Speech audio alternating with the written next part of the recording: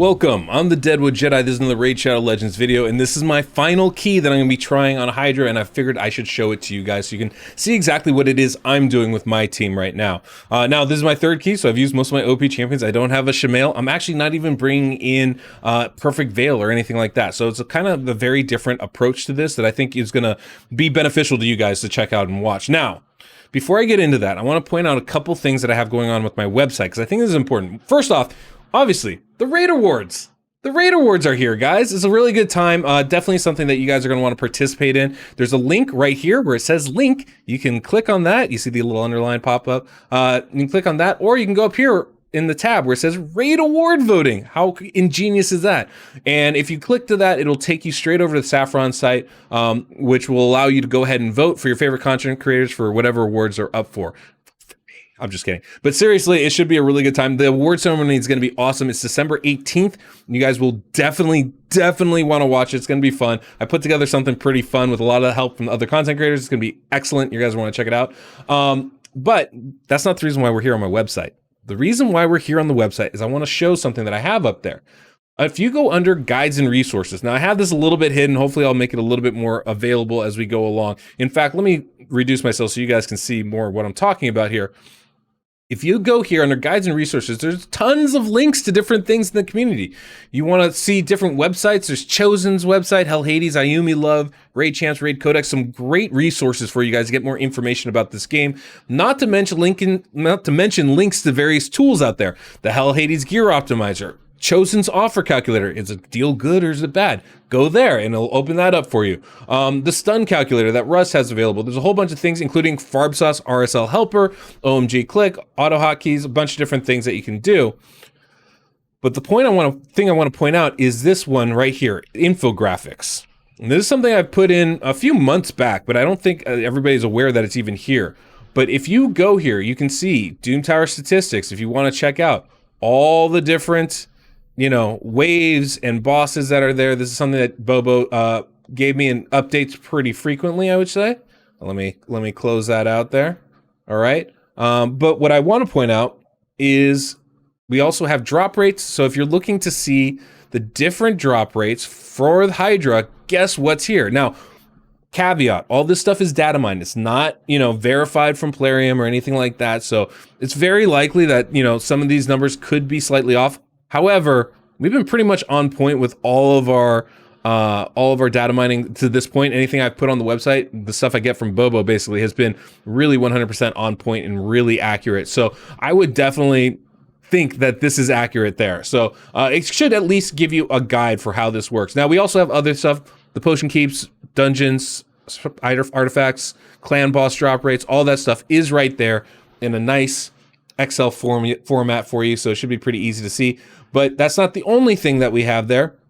The other thing we have are the statistics. So you're wondering, how much resistance do I need? How much accuracy? How fast are these bosses? Well, not only do we have it for clan boss, right? But we also have it here for Hydra. Again, this is all data mine stuff, so I haven't been able to verify all of it. But so far, I've been basing my teams off that, and it's been working really well for me. So you can see we have the different speeds for all the champions. We have the different heads, so you can kind of see which head does what. You can see, the different accuracy, and we have Season 2's already up there. So if you're wondering what's coming next, you'll be able to see what's going to be coming up tomorrow, basically, when you see this. And so that can give you a good guidance as far as how to build your team. How much accuracy do I need? How much resistance do I need? That should give you a good indication. But all that's a little bit secondary. This is not why we're here today. I just wanted to point that out because I think it's good information for the community to know. But what we're here for is to look at my Hydra clan boss team that I'm going to be running my last key with. Now, I've used my Shamaels, so I don't have them. I'm not even going to use Rector Drath because I'm not really in love with her. We're going to try something a little bit different here. We're going to bring in a couple of cleansers, some support, and we're going to use a lot of HP burn. And hopefully this will work. Now, obviously, it's a wonderful free-to-play team, right? But, this is Hydra. It's endgame content. You're supposed to use your best champions. That's what I'm doing. That's how we're able to get this done. Now, I'm doing my last key on hard.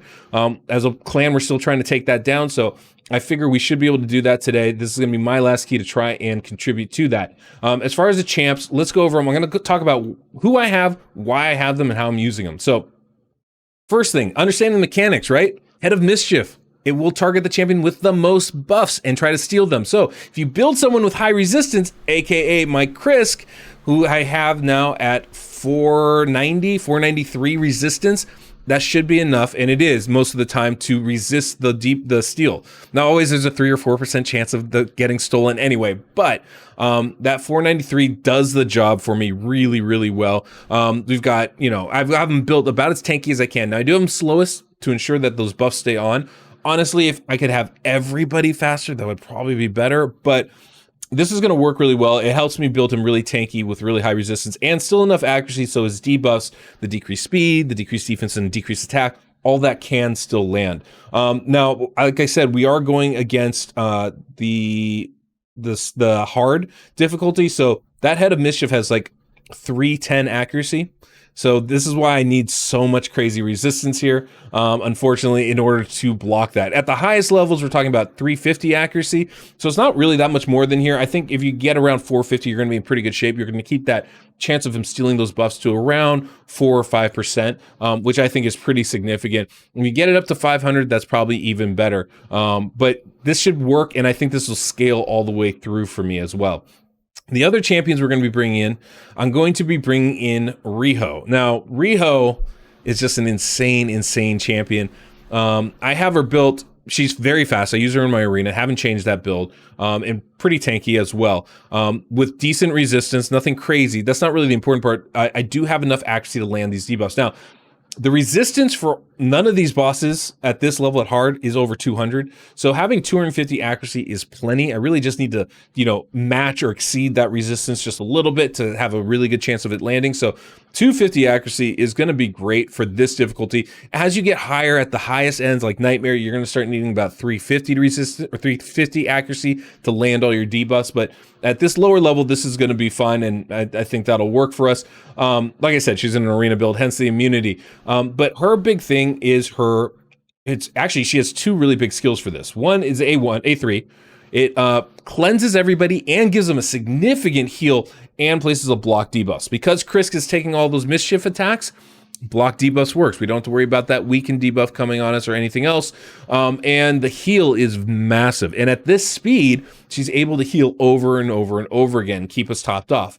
The other thing that she has is this A2 ability, and it places decreased defense, weaken, decreased crit rate, decreased attack, all of which are super valuable for keeping us alive and doing more damage, but most importantly, also places a HP burn on the target. And that's huge, having another champion that can do that.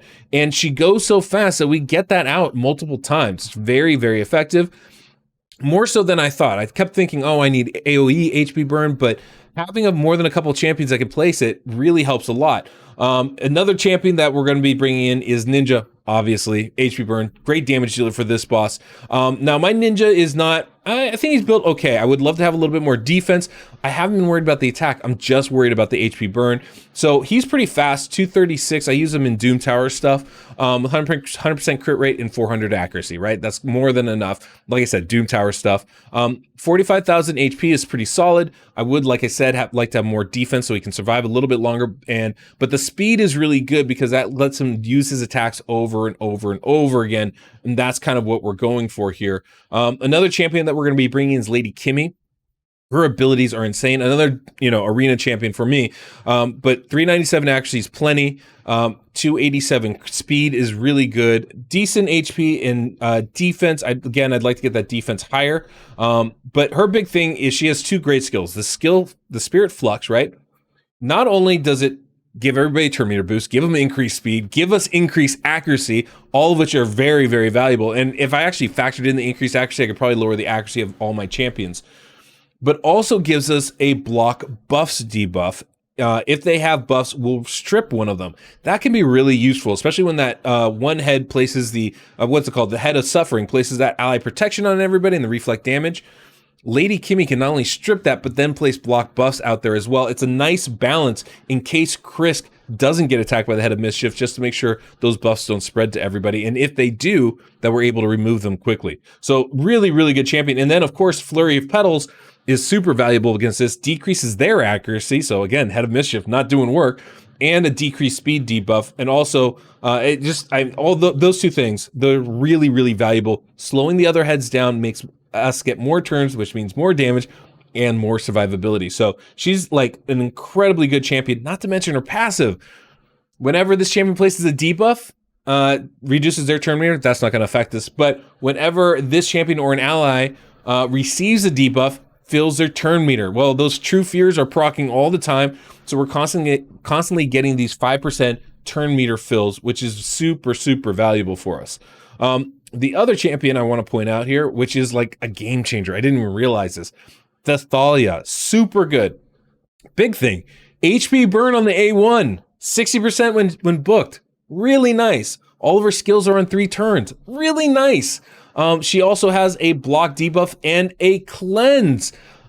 Single target, but it's still a nice little cleanse. Places a block debuff. But the important thing is that cleanse is a massive heal, 75% heal. That's huge. When we have Krisk in there supporting everybody else, that can be really massive to keep him alive. But then also will heal everybody else up if that heals on the full. So that can be really good for keeping our team alive. Not to mention it gives us a turn meter boost. That's great. And then her A3 is not only a turn meter boost for our team, but also is a buff strip for the enemy. So really, really good. We got a lot of insurance in case mischief does create some mischief out there. So really, really good champion for this. I've been very happy using her. And then the other champion we're going to be using, where is she?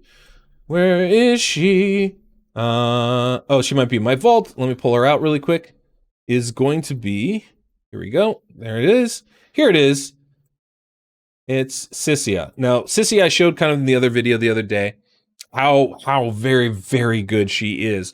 But she's insanely good. The fact that she can activate these HP burns just makes it a massive skill. Not to mention she has an AoE HP burn on top of that. So her ability to do work for us is really, really valuable. She also places a decreased defense and weaken if people have HP burn. So with that as the AoE, it's really, really effective. This is on a 4 turn. This is on a 3 turn. Just really solid champion. Honestly, really, really great. The only other thing that we could do, I think, with this squad, I think that's everybody I have, if I'm not mistaken. Yep, that covers everybody. One of the things we could do is I could not use Ninja. I could use another AoE HP burn champion, maybe like a Crypt King Grawl, or a Tyrant would probably be excellent for something like this. But I really like, obviously, the instant activation. When our champions get swallowed, that is what really keeps us alive. And having 2 champions that do that gives us the opportunity to free them relatively quickly and get some decent damage out of this. Now, I know not everybody's going to have these champions. Totally aware of that. The concept here maintains the same, right? HP burn is super valuable as an AoE damage dealing ability for these bosses. I'm not saying it's, the only way to go, but what I am saying is it can be really, really effective. So anyway, let's get into it. I'm gonna show you the run. I'm gonna take myself off the screen here. This is my last key, so if I have to restart, I will, but I think I'll show you whatever the successful run is. That's what I'm gonna show you guys here. To it. It's a very long fight, as Hydra tends to be, either very long or very short. And I do want to show the full run because this is really the first time I'm showing a full run on YouTube. So I figured we could watch the whole thing, this being my last fight here. You guys can get an idea of how it works. I'm going to narrate the beginning of this. We'll go a little bit faster, start at 2 times speed, and then we'll go ahead and play some music for the back half of this. One of the things you'll notice, I didn't use Sissia's AoE HP burn to start. I want to make sure that we get a full HP burn the whole time, which means that I want to wait till after that head of decay cleanses everybody. Of course, then, Mischief stole some buffs and put them all out there, so it didn't work exactly as planned, but that's kind of the idea behind that. You'll also notice that my single target damage dealers are targeting the head of Suffering and the head of Decay, the 2 toughest bosses. They're very tanky and have a lot of HP. And so the reason why is because I want everybody, all those heads, to kind of be losing HP at about the same rate. It's definitely possible that I could be trying to RNG it, right? Take down the head of Torment, the one that's most annoying with the True Fear, take him down nice and early, or the head of Mischief, either one, whichever one I have the most issues with. Try to take them down early and pray and hope that I get the Poison Cloud head after that, because he's kind of ideal for an HP burn strat. But I didn't do that this fight, and it still worked out okay. You can see we get plenty of HP burn is all over the place. We get debuffs going a lot. You can see that Riho is able to keep them on everybody for a lot of this fight. But because we have Riho, because we have Sethalia, we're actually able to heal a lot. We're able to prevent them from getting the buffs from us and spreading those around. Even there where Head of Mischief steals it, not going to be able to keep them up very long because we're going to have Sethalia go ahead and cleanse those off pretty quickly. Right there, as a matter of fact. And with those HP burns, we don't have to worry as much about targeting various heads from when they eat our champions. The HP burn is going to do a lot of the work for us. And with Ninja and having Sissia, we have two champions that can instantly activate it and get us a lot of extra damage right away. Now, there comes a point where we just can't do nearly enough damage to free our champions when they get eaten. Once that cooldown goes to a 2-turn swallow, it's pretty much over. And another interesting thing you will want to pay attention to as this goes along, when the Head of Suffering eats our champions, he has a mechanic which gives him an extra turn. That's real bad, like real bad, because when it's a 2-turn cooldown and he gets an extra turn, that 2-turn cooldown became a 1-turn cooldown real fast, right? All of a sudden I was like, wait, where'd my champion go? Why'd he get eaten? Oh, that's right, Head of Suffering. Very annoying. So some interesting mechanics with these heads and how they work, and this is what I would consider a more traditional team to combat them, and it's pretty fun. Like, this I found to be interesting, and this is what I feel Hydra should be. This kind of, how do I maximize my champions? How do I put together an entire team that can work? And I think this was the intent behind it. And pretty decent result. Not a 1 key, but I think I was really happy with it and pretty impressed. So anyway, I'll stop talking and let the music play, and you guys can enjoy this. I'll speed this up a little bit more so you can see how it goes.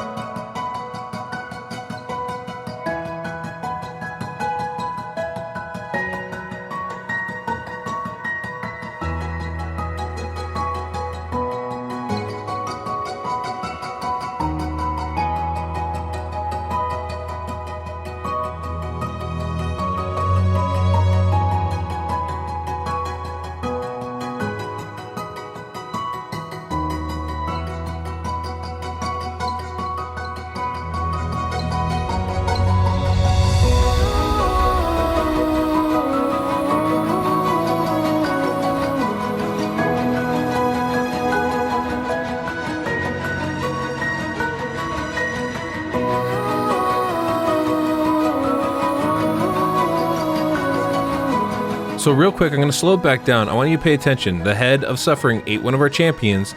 He's about to take his turn here, and when he does, he gets that extra turn immediately after. So there's this attack, there's the extra turn, and our champion gets eaten. That's what you got to really watch out for with that Head of Suffering. It's very, very frustrating. I was like, we had him. We were going to take him down and free our champion yet again. And it just didn't happen, unfortunately. So that became a bit of an issue for us. Definitely not something I was excited to see. And that's going to happen a couple times as we go out here. But I just wanted to point that out.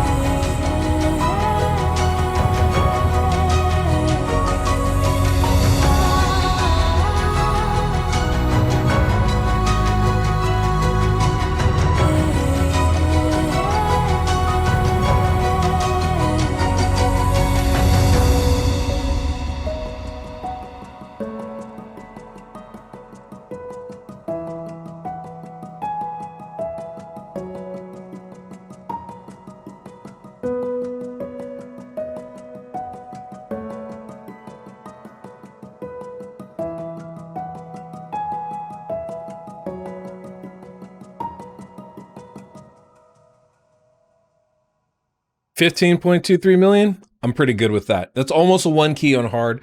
You know, there's literally no Duchess, there's no Rector Drath, there's no Shamael.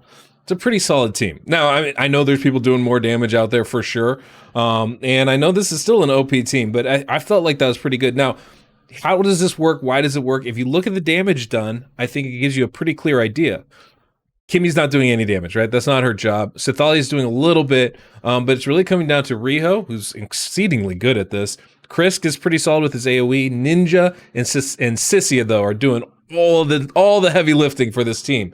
That HP burn stuff is just super, super powerful. Now, obviously, there's ways you can build this to be better, right? I could put Sissia in reflex gear, for example, and get those HP burns happening even more often. Same thing with Ninja, for that matter. I think either of them would really benefit from something like that. I could completely disable Ninja's A3 ability and just not use it too, because honestly, like, it's a nice hard-hitting single target skill, but it's a single target skill, and until the head is killed, those skills just aren't going to be nearly as effective as I'd like them to. We're just not going to be able to do that much crazy damage, and I prefer getting that decreased defense with his A1. But yeah, these are some really, I think this is kind of an interesting comp. It's definitely not a meta type of team, right? But it is a way to go around what's there. Now, if you wanted to do a budget version of this, which obviously is not going to be nearly as effective, but you can still accomplish this. You can bring in champions like Mordecai. You can bring in champions like, let me think of a few champions that might be good for something like this. Mordecai would obviously be a prime example of that. HP burn champion. Rion, the Conjurer, the Doom Tower champion, is really good cleanser. Also has revive, which definitely is something that I would recommend bringing in. You have champions that do let's see who else would be good. I think Pestilus would be really good for something like this.